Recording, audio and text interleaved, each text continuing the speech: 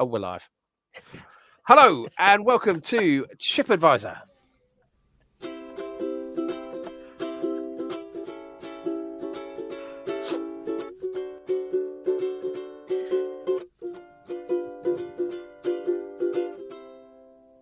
Yes, hello there. It was said in the Phil style. Yes, hello there, and welcome to Chip Advisor. My name's Mike, and I'm going to be hosting a Chip Advisor all about Monster Munch this afternoon.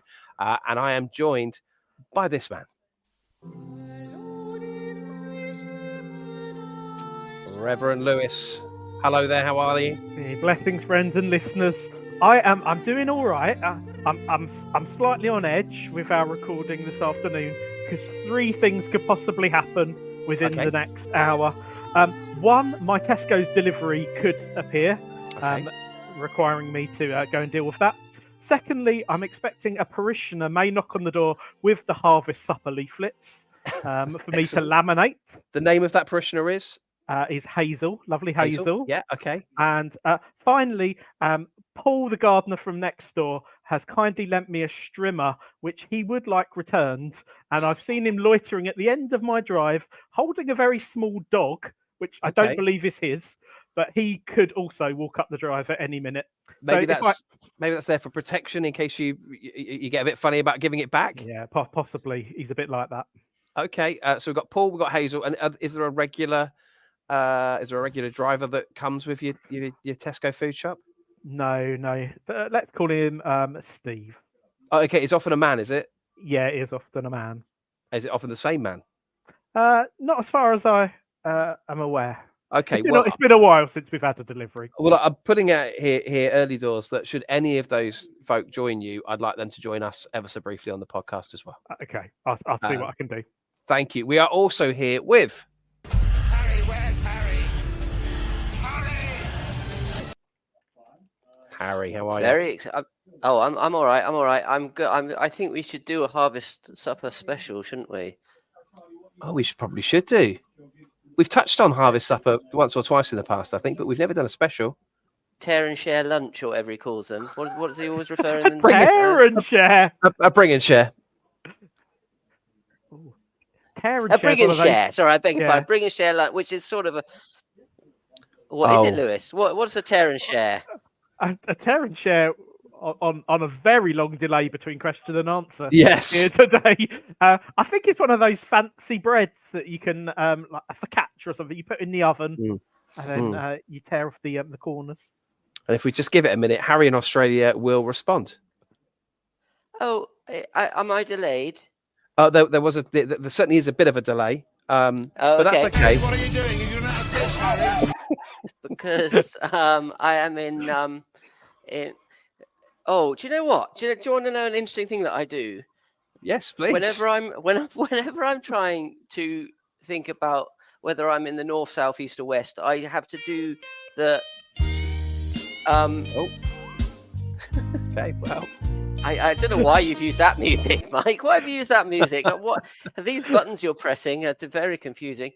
I say, and actually, it is food based. Never eat shredded wheat, and I have to do the points of the compass. So I just had to work out whether I was East or West Dorset currently, and I must be East Dorset because it's never eat shredded wheat. Goes around like that. Yeah, you with me? Yeah, I'm with you. Anyway, I'm currently in East Dorset, where high-speed fiber optic broadband has not yet reached, which is why I think I'm delayed slightly. The irony being that Lewis is in even deeper, darkest Dorset than I am currently, and his is working absolutely fine. There's a lot of money in the Church of England, Harry. Don't we know it? Absolutely. Don't tell my parishioners. Yeah.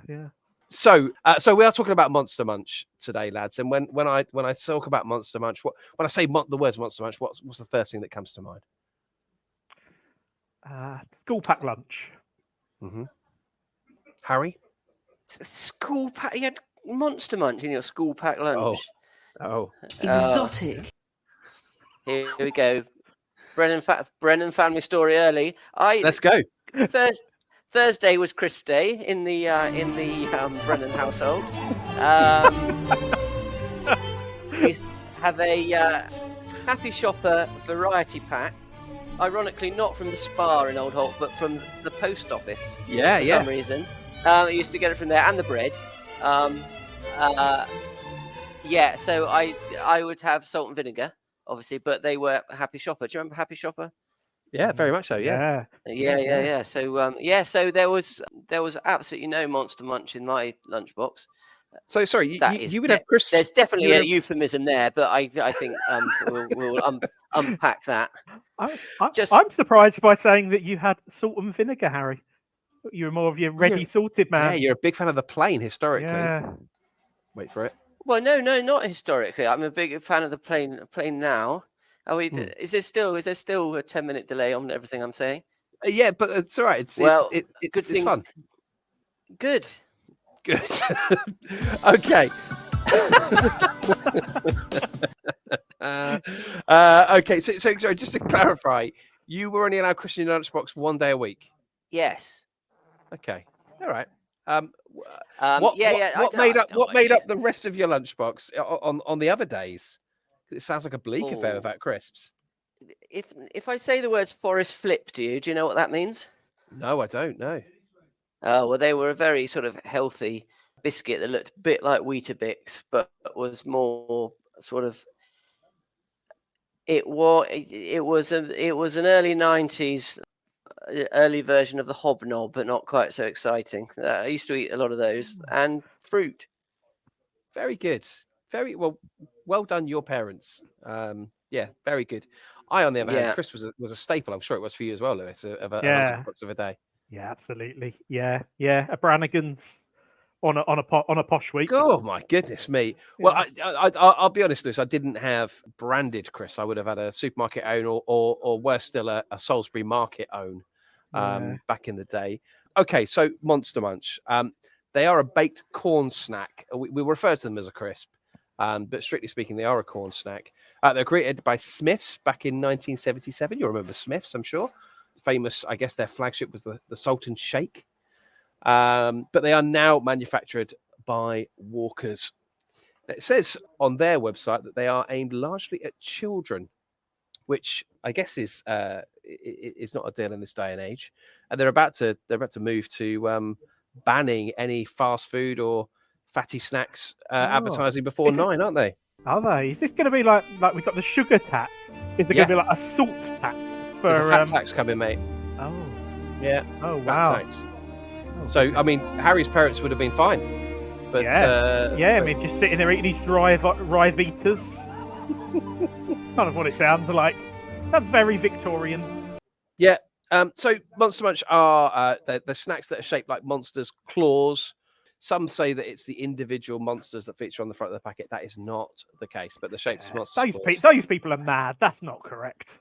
Walker's actually answered this question not so long ago on social media, and they said that whilst we think of them as monsters' feet, we don't want to stop people from coming up with their own imaginative ideas. If it weren't to be a feat, any suggestions as to what it could be? Hands.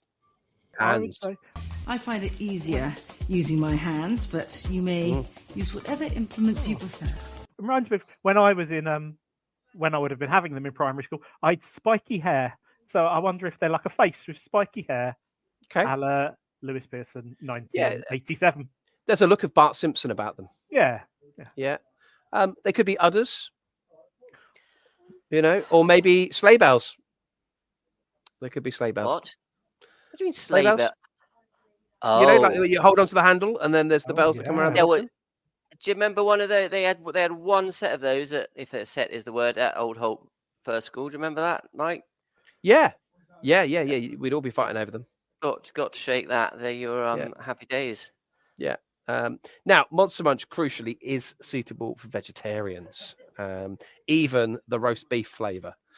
They were launched in 1977, as I say, by Smith's. They originally, and only for a short time, they were called the Prime Monster, which was a play on the Prime Minister. Oh. You know that? Yeah. Yeah, go on. It's not a very good play, but It's not a very good play, done. They were simpler times. They were. I guess standards weren't as high as they are now in terms of punnery, but they were called Prime Monsters instead of Prime Ministers.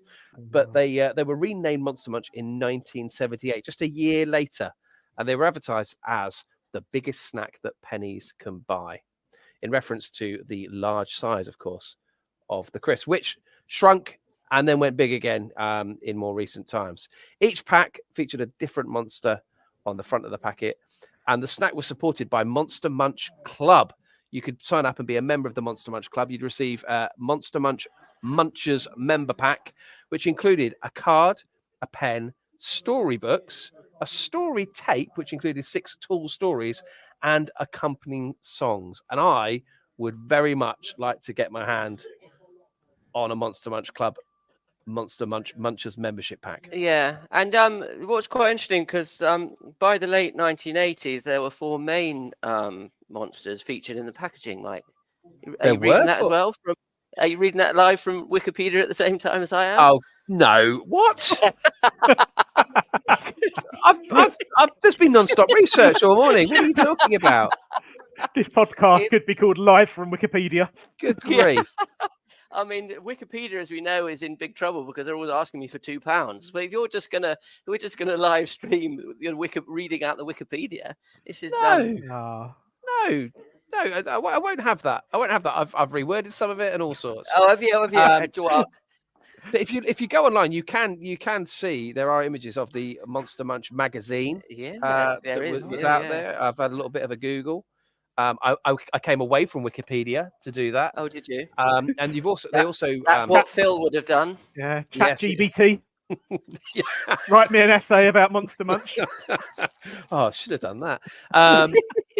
But also, they had this was a favourite of mine. The grey sort of screen where you'd write on it and you'd scratch on it and you'd you'd write your name or whatever, and then you'd pull it out and then the picture would disappear. Yeah. I guess a bit like a formative Magna Doodle. A very cheap Etch-a-Sketch. Yeah. Have we talked about the Magna Doodle and James Monks before? I know. Has it been on the podcast? I know the story. It's going to make me cry. It's going to make me cry. It makes Harry doesn't know the story. Then I know who James Monks is. Right. So prepare yourself, Harry. It's my 7th birthday, and all I've wanted all year is a Magna Doodle. Christmas has come and Christmas has gone, and I have not received said Magna Doodle. Right. We come full year. I was going to say it's birthday time. Yeah. Magna Doodle. I mean, imagine the excitement. Little 7-year-old Mikey. Opens it up, playing with it all morning before I go to school. And then it's show and tell day at school. It's the last day of school as well, just for the record. We're about to break up. So I take in the Magna Doodle. James Monks takes one look at it. Didn't like it, did he? Didn't like that old Mikey had a Magna Doodle, and he didn't. He was a very well looked after young man. Always had a better briefcase than me. Anyway, he took the pen from the Magna Doodle and he stabbed it hard into the screen, thus it all turning black and never working again. Sad times. Sad times. There's no happy ending to this story. I know. My parents didn't take it up with his parents. That's what you'd have to do these days, isn't it? You'd have to go around and confront them. Well, that absolutely. Is there much of that happening? I mean, your kids are growing up fast. Any of that happening? I threatened to go around and punch a young man's head in just this week. After he pushed... No, Mikey, that was so not right. He pushed a friend of my son's on the bus. Pushed him. I won't have it. Right. So I'm going to push him. You won't have violence. I'm going to push him like off a cliff or something. Oh, crikey. Yeah. Quickly. I'm sure Jesus said something about that. What did he say about that? Or possibly his dad? I think somebody push them off a cliff. Yeah, I think good. I think yeah. I'm glad that's I the think case. it was very aligned with your thinking, Mike. From We actually, I mean, I think my dad maybe picked the wrong battles. So, there's the Magnadoodle. That still genuinely still hurts talking about it today. But Richard Hayden, who's a friend we'll all know, was a friend of ours, and my next door neighbour, Simon Mirren, took his water pistol and took Richard Hayden's water pistol and left it under his mum's car, and his mum reversed back on the water pistol and crushed it. Simon Mirren said that I left it under the car, and so Richard was very upset and blamed me. His dad came round, and they had full fisticuffs on the doorstep. Richard's dad and my dad, all about this water pistol. And yet the Magnadoodle, was straight in the bin. Whoa! They had a physical fight. Actual fisticuffs. I mean, you keep using the word fisticuffs. I mean, what does that do? Is that like, sort of? It wasn't UFC. Just a little bit of pushing, a little bit of shoving. Or dancing river dance. Yeah. I mean, Mr. Andrew Botto is not someone I could ever envisage getting someone in a headlock. Well, there was a pushing and there was a shoving. Yeah. Oh dear. Oh anyway, dear. Oh dear. Back to Wikipedia. So by the late 1980s, it's amazing that you got to this before me, Harry. But there were 4 main monsters featured on the packaging. There certainly was. Although, did he carry out a noogie? Is that your special move? Yeah, in the headlock. Yeah, get your own. Are we live streaming? By the way, we are. Yeah, we are. Yeah, live streaming to the nation. Oh, good, because I'm doing a reenactment live on the and you coming round. You got it. There's the head. Oh, I'm backwards, and then you get the you get your knuckles and get in there. Yeah, and that's what you do there. Noogie right up there with the Chinese burn. Has the Chinese burn been rebranded? Yeah, are we allowed to call it a Chinese burn still? I don't know. No, it's it's an Oriental twist now. Oriental twist. Okay, good. I think I'd said a Fanta twist in my lunchbox. We've come full circle. Very good. Very good. Harry, I know you're desperate to get onto the 4 flavors, but I'm just going to say my favorite day at school, and I may have said this before, so listeners do write in if I'm repeating myself, was the Monday after Easter. And you know why that was? No, go on. Because I've got the bar from my Easter egg in my lunchbox. Oh no! So I haven't got the normal breakaway or whatever it was that we normally had.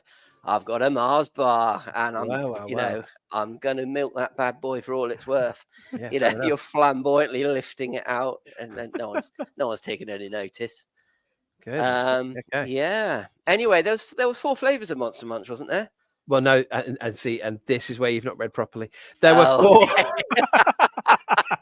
There were 4 monsters. Okay. An idiot sandwich.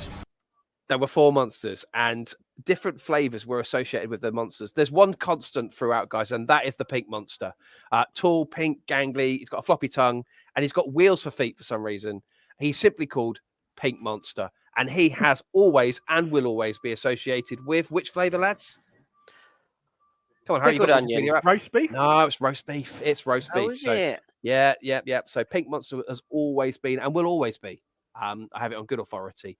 Roast beef. Next up is Blue Monster. So the Blue Monster is probably the least used one. He comes and he goes. He's got a blue nose. He's got 4 feet, 4 arms, floppy ears. He wears a hat. Kind of sort of Fez vibe. I don't know if he hails from Turkey or Morocco. But he has been on the front of bags for saucy, for sizzling bacon, and for salt and vinegar Monster Munch down the year. So sort of special editions. Right. Next up, Monster Munch. Yeah. Oh, next up is Yellow Monster.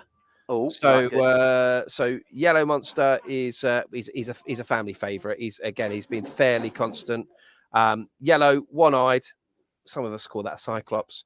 He's got a red nose. He's got a green mouth, and he's got mismatched limbs. Oh.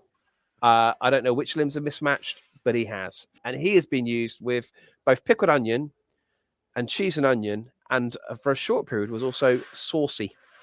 He wasn't saucy, to be clear. He was with the flavour sauce. He didn't get into any sort of trouble and then get removed from the packaging for being too saucy. Yes, indeed.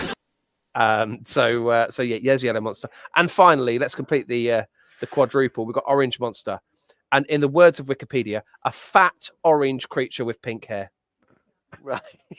So you see a lot of those at Pride in the North. Yeah. No, Mikey, no, Mikey, that was so not right. Oh dear. And he's been used with pickled onion, but was very briefly involved with the flavoured giant prawn. Oh. So two different monsters associated with pickled onion. Yeah, that's right. Yellow and orange. Which one do you associate most? It's yellow, isn't it? Yeah, I think so. Yeah. Okay. So look, it really took off in the 80s with, as we've mentioned, flavors like giant prawn, salt and vinegar, cheese and onion, sizzling bacon introduced. They were all introduced in 1986 at the peak, I would say, of their powers as Monster Munch. There was even a short-lived range of Monster Munch themed drinks, Monster Fizz, and the flavors included orangeade, cola, and lemonade. In 1993, though, things took, in my opinion, a turn for the worse when Smiths were bought out by Walkers. And the sizzling bacon was reformatted briefly to Smoky Spiders. And then in came in 1994, and this for me was a game changer, Flaming Hot. Yeah. My personal favourite. I don't know about you, lads. Oh, no. Pickled onion. Oh, okay. No. Flaming Hot for me. Absolutely. Okay. So there we go. I've got some great stats which we're going to use for the quiz. So I'd really ask you, Harry, yes, not to look at Wikipedia anymore. Oh, I know. I've given up looking now. So it's fine. There's some terrific stats here around it. Baked bean flavour was released as part of a comic relief promotion in 2003. And they even in April of that year brought out a vanilla ice cream flavour, and it was sold for 16 weeks. What? And you can imagine how I feel about that. Vanilla ice cream flavoured Monster Munch. That sounds horrific. In 2002, another one that came out that you may or may not remember is they brought out Ghost Shape of Monster Munch, and it turned consumers' tongues blue. Oh, goodness. That may have passed you by. It passed me by. I don't think that was in the Spar and Old Holt. Not that I was eating them. But there we go. They do try and fiddle about with these formats, don't they? Then more often than not get it wrong. So what's because I remember Monster Munch and they were small, and now they got big. But having a cursory glance at Wikipedia this morning told me that they used to be big, then they went small, now they got big again. Yeah, that's exactly right. And also the shape changed in some countries. So. Monster Munch, for example, in France, changed to imagine a quaver with two holes for an eye and a little mouth. Oh, that's a ghost, surely. Yeah. Well, it does look a bit like a ghost. Ghost. But they are called Intersnack Monster Munch. Oh, in New Zealand, they had different ones, different shapes, including bones. As part of Monster Munch. Bones? Yeah, bones. They're in the shape of bones, but still monster bones, seemingly. Something like the old. Do you remember the old Space Invaders 10p packs? Which I think, which was like a maze-based. That was like a poor man's pickled onion Monster Munch, wasn't it? Yeah, no, you're right. It absolutely was. And big fan of it. Big fan of the Space Raider. No, that's absolutely. They were great. A cheese sandwich with pickled onion Space Raiders was an epic lunch. Yeah, love a pickled onion based crisp.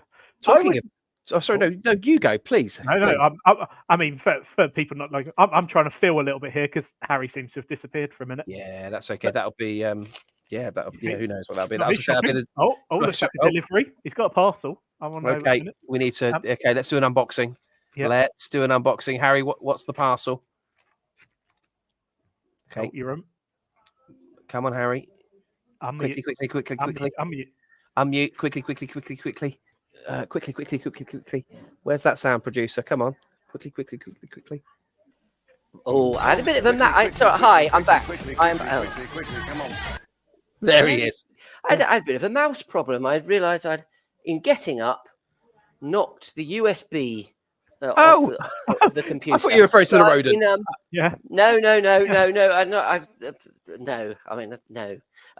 So I'm back, and I couldn't unmute myself. But there was a parcel. There was a parcel arrived. What is the parcel? It is clothing of some sort. Well, would you mind unboxing it, please? No. Oh, you wouldn't mind, or you won't do it? Well, it's not addressed to me, so for legal reasons, and I've been put in legal hot water last time out. Okay. But I'm sure it's something exciting. Possibly could be underpants. We'll assume it is. Look, what I'm going to do here, guys, is I'm unused to driving the show in the way that I am right now, and normally I take this opportunity to eat my lunch. So what I'm going to do is I'm going to say it's a quiz, and then whilst the music's playing, hopefully the long version of the music, I'll have a couple of bites of my tuna baguette. It's time for a quiz. It's a quiz, it's a quiz, it's a quiz, it's a quiz.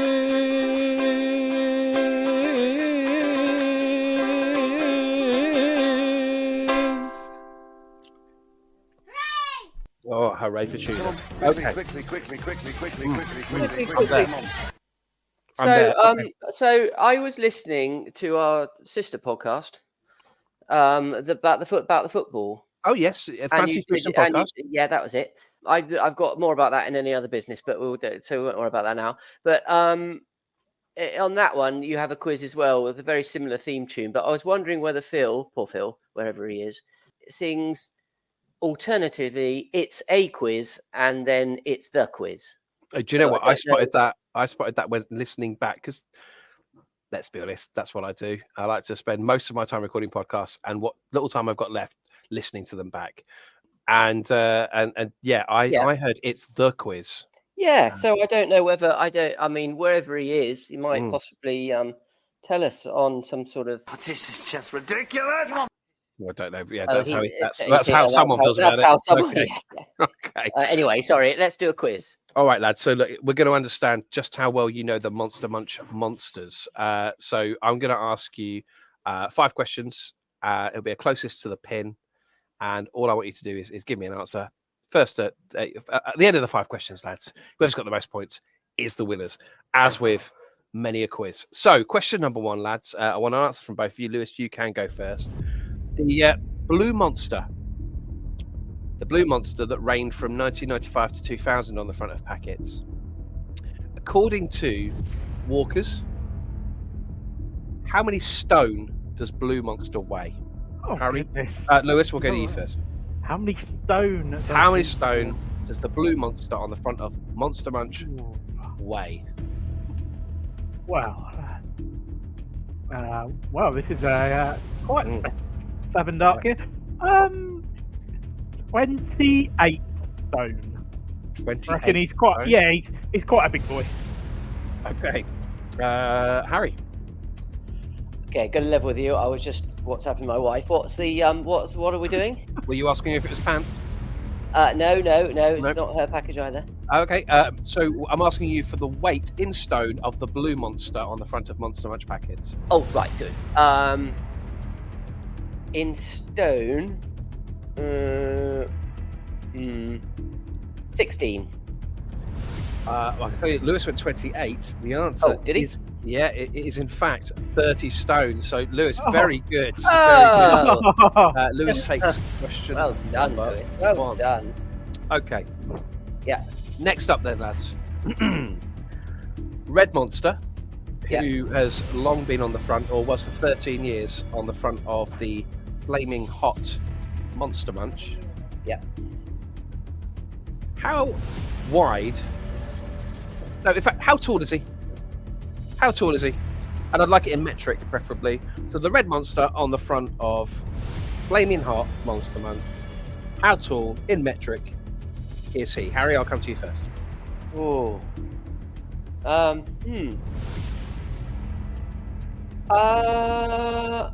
I don't think he's very tall, actually. So I think he's only a metre tall. Okay, you're saying 1 metre bob on. Yes. Okay, Lewis. No. Oh. 105 centimeters. Okay, Lewis. I think it's going to be taller than that. 268 centimeters. Good. Lewis, your perception of Monster Munch monsters is impressive. He is 4 meters tall. Okay, well, And that therefore, was- Lewis, Yeah. you know. All right. Okay. Of course, just for record, in case you weren't aware, his favourite food, the red monster on Monster Munch, is curry jelly, and his favourite drink is chili milkshake. Anyway, we move to Orange Monster. Orange Monster. How wide is his chest? Metric, please. Chest measurements, please, for the Orange Monster on the front of Monster Munch.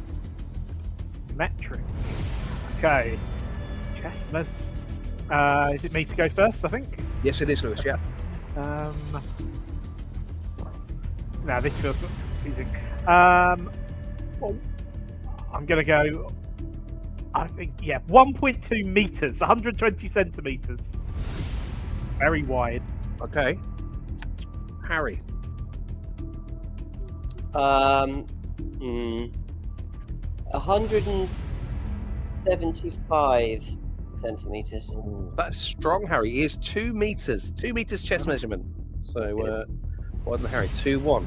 All to play for. Okay, lads. The pink monster. Can I have his weight, please, in stone? Pink monster.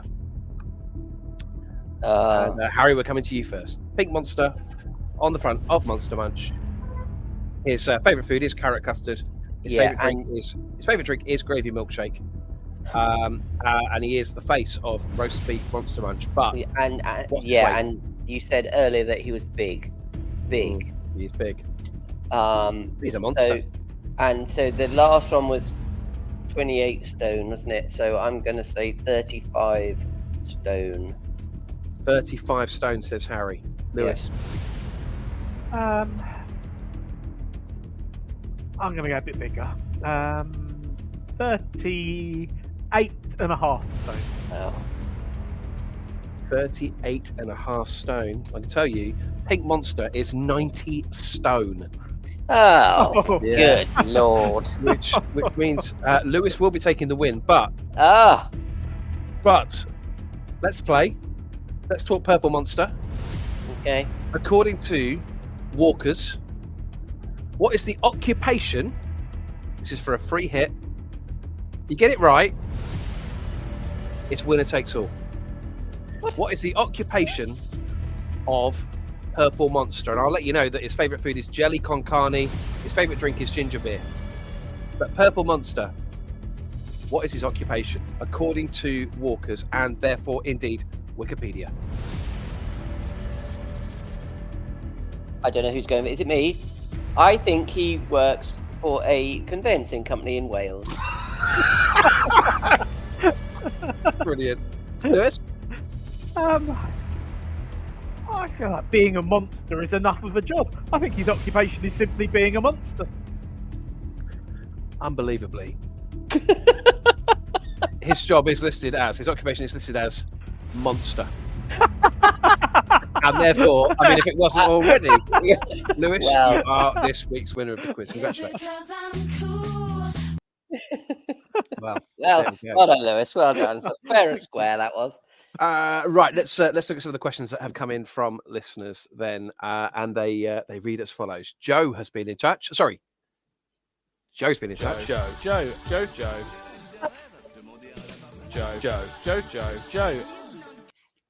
Joe is asking, is pickled onion the only sensible flavour choice? Lads, we've touched on this already, but you both were leaning towards pickled onion.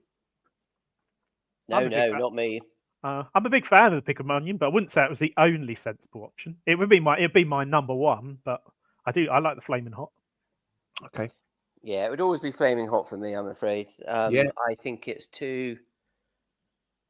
It's too pickly. It's too much. Oh. I over. You can. Well, as someone whose favourite flavour is ready salted, Yeah. Yeah, Um, it's a lot of flavour, isn't it? Mm, For your ready salted fan.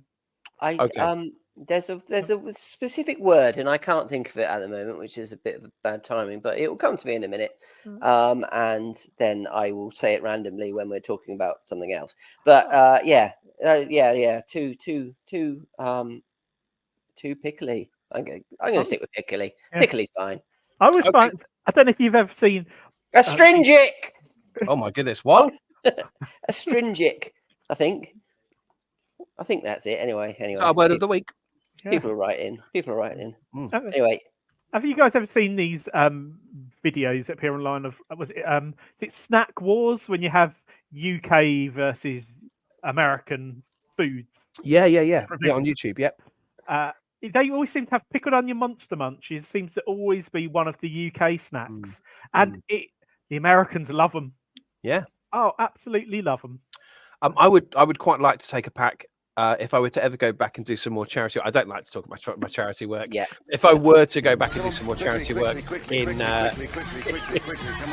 in somewhere like Uganda, like I did before, building mud huts for orphans, then I would like to take some Monster Munch with me for them to try. I took popping candy last time around, and that went down an absolute storm.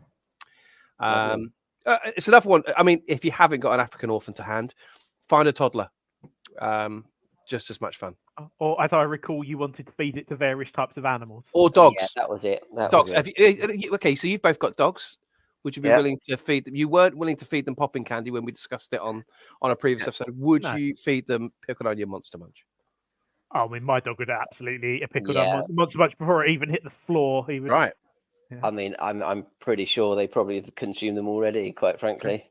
Okay. Let's move to the next question. And Sean says, is it a monster foot or a giant monster body? And this is from Sean, aged 39 and a half. Well, Sean, we've covered that.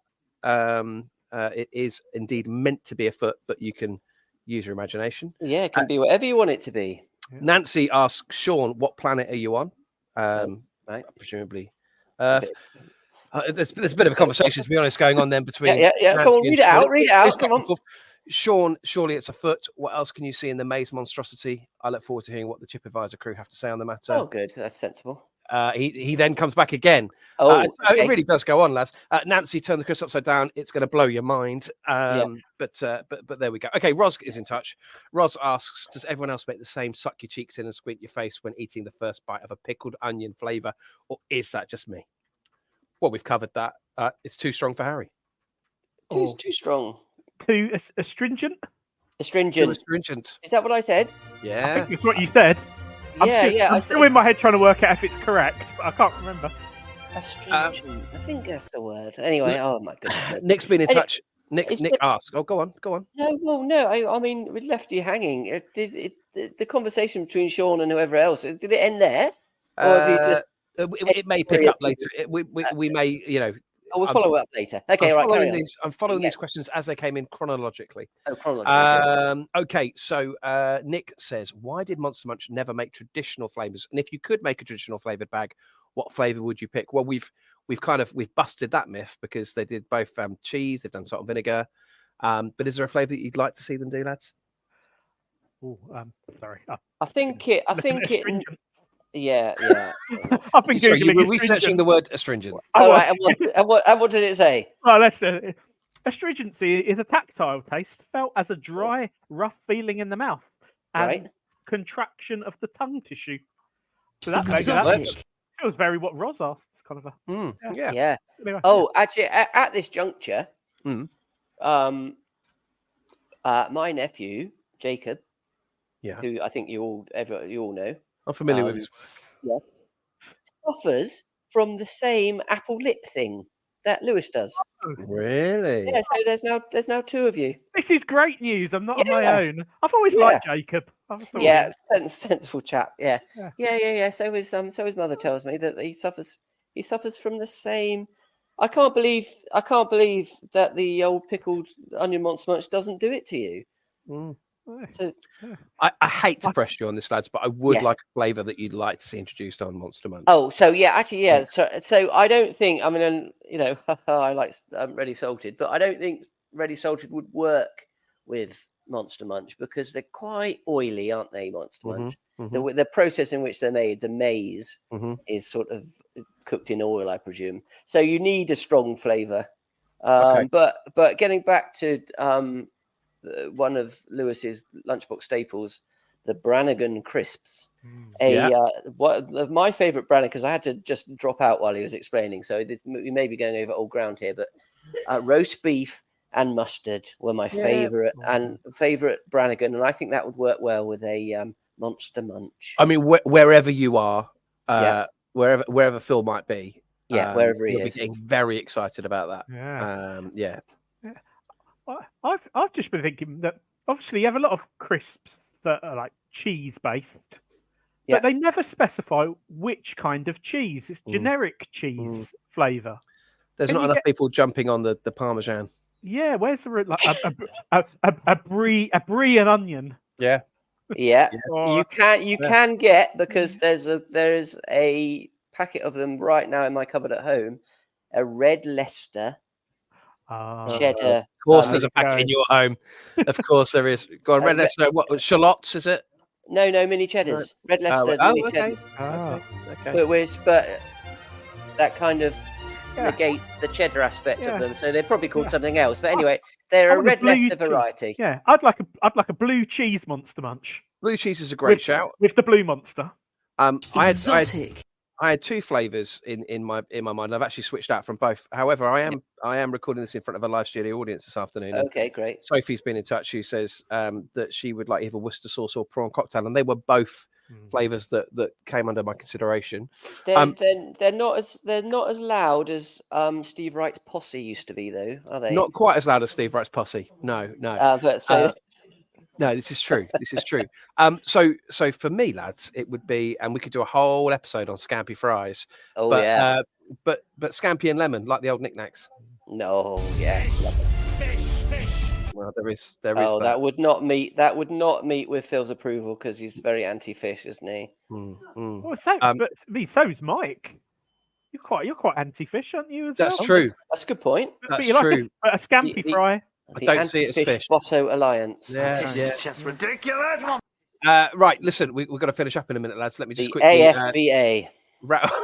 Let me rattle through a couple more questions. Okay, good. Kev Impit is asking, are the monsters related to Cookie Monster from Sesame Street? There are no official links. There's a similarity, Kev, and thanks for getting in touch. But strictly speaking, I don't think there are. There's no blood relation. And there for sure. Michaela asks, is it antisocial to eat pickled onion Monster Munch in the office? This is a good question. Thoughts? Well, it's funny that you mentioned the scampi fries because they stink as well, don't they? Although, albeit delicious. So, they do. It's the odor. It's the odor in a confined space. I think it probably is. There's a member of my live studio audience here who once brought in fish and microwaved it in the office. Whoa! That is a bold move, isn't it? By golly, did she get some grief that day?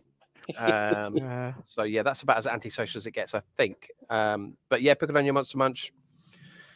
Do you know, lads? I'm going to let you into a little. I'm going to let you, a little peek behind the curtain here.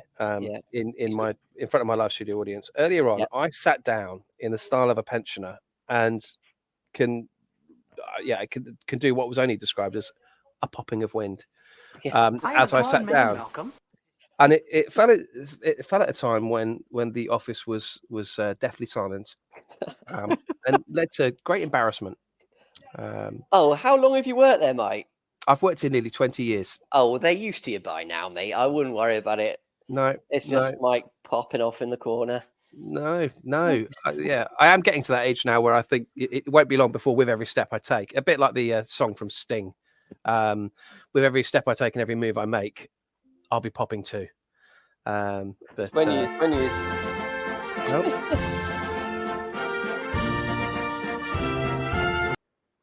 When you sneeze at the same time, that's always a good one. What? When you sneeze and fart at the same time. Oh yeah. Yeah, the old snarts. Something like that. The old snarts. Yeah, the old We've all been there. Yeah.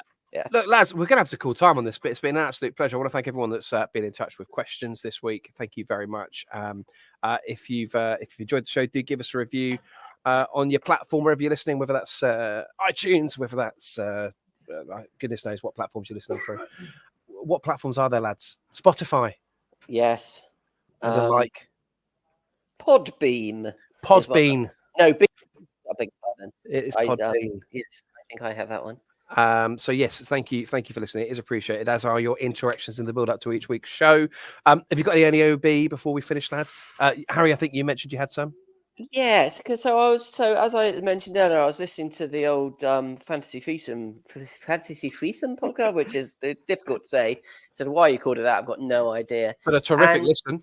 Yeah, absolutely terrific listen. I mean, if I had any criticism of it at all, essentially you're talking for an hour about this stuff, and fundamentally all you need to say is just get Salah and Haaland in your team. Right, I mean, that takes less than 10 seconds.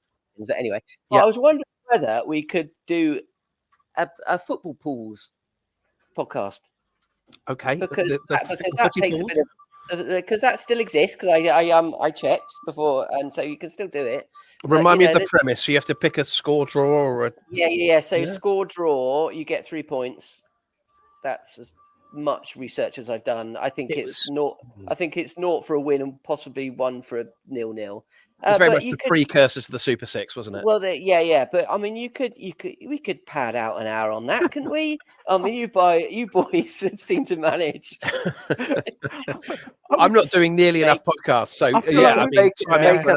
make up a quiz. Anyway, I reckon that's doable. Lewis is keen. His face is just lit up. Yeah, we're using this podcast to workshop new podcast ideas. Yeah.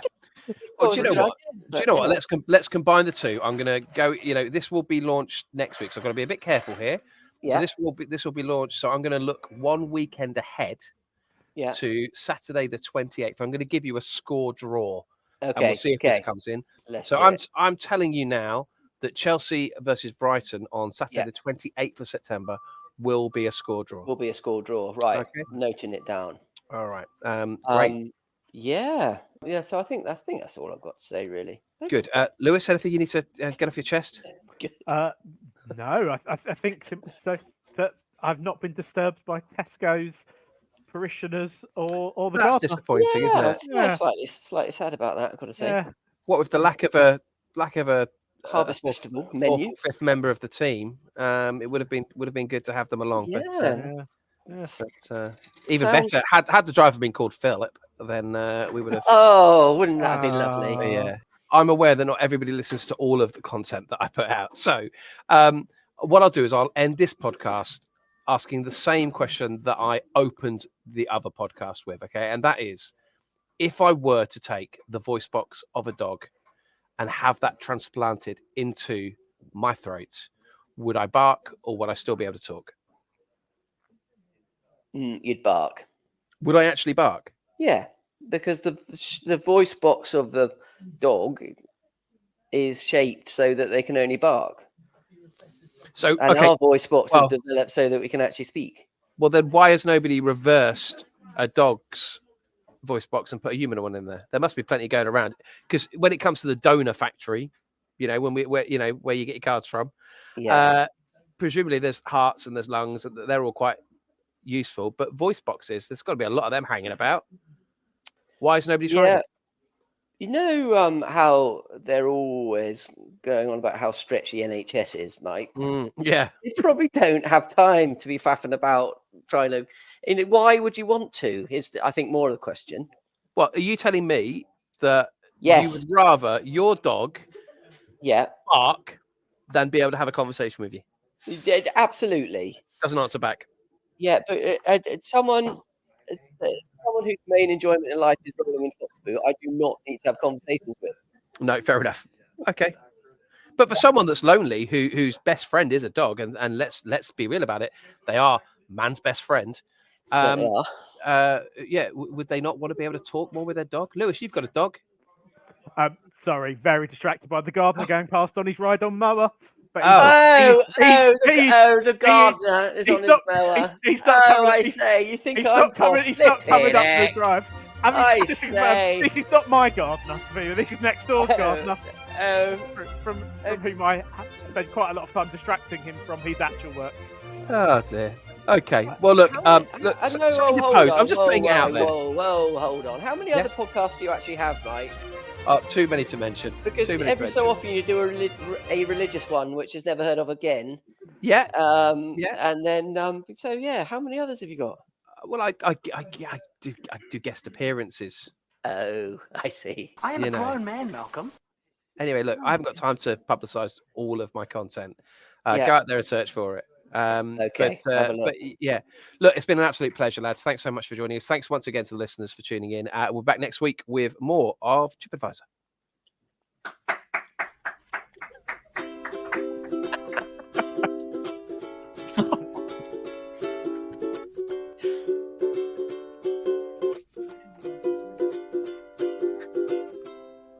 There's a reason I don't normally record this in the office.